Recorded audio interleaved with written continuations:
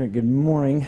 Not a whole ton of stuff on the log, but I'll just kind of wade through what we have. The aggravated assault, probably the one big thing we had was a guy that was stabbed.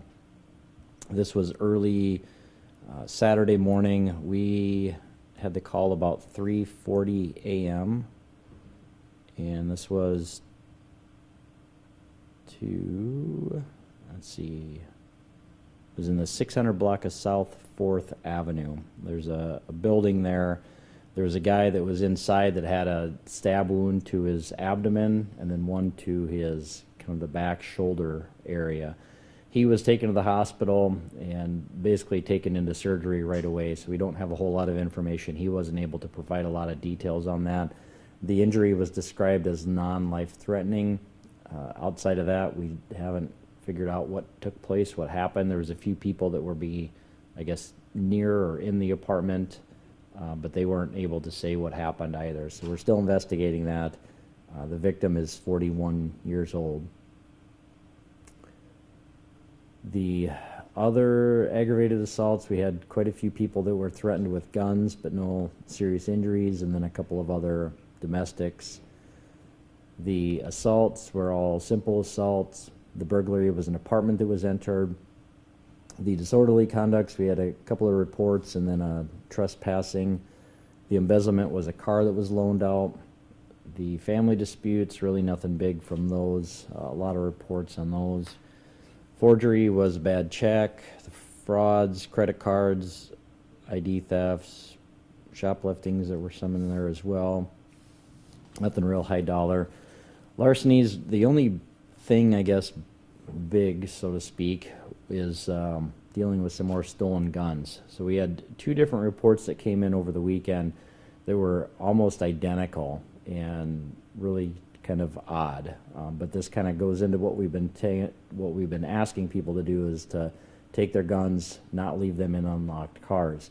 So these two different people in different areas of town had heard about the recent shootings in Sioux Falls, and both of them had guns in their car and decided to go check to see if their guns were still there, and found out that both of their guns had been stolen.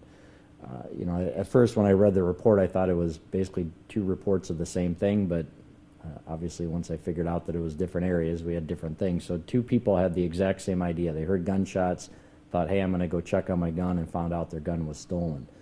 We did have two other reports of guns that were stolen from unlocked cars as well. I hope the message is getting out there. I mean, we've hounded on this enough recently, but there's a reason that we're asking people to do this, and it's not because we're trying to victim shame. I know there's a lot of people that are commenting and saying different things that we're trying to shame the victims. That's not the point of this. The point of this is we're getting other people to try to change their habits, to make sure their cars are locked, to make sure that they're not leaving guns in their car. That's going to prevent crime down the future. And so, it'd be nice to say that we need to change the criminals' mindset and get people from stop committing crime, but crime's been going on, I don't know, forever. I don't think that there's a way that we're going to be able to stop crime, but if we can get people to do a few simple things like taking guns out, taking valuables out of your cars, locking your cars, those types of things are going to help prevent crime. Now, certainly it's not going to prevent all crime, but I'd say these are kind of baby steps. Let's get people to lock their cars, lock their houses, lock their garages first, and we'll eliminate a lot of crime of opportunity, a lot of easy crime. Once we get to that point, we can always continue and go down the next road of what that may be. But the little easy things that people can do is take their valuables and lock their cars, and that's what we're trying to get that message out, to encourage people to do this on their own so they don't become a victim of crime. Let's see, narcotics, nothing big out of those, no big quantities. The rape and sex offenses, all of those are reports, no arrests. Simple assaults were more domestics.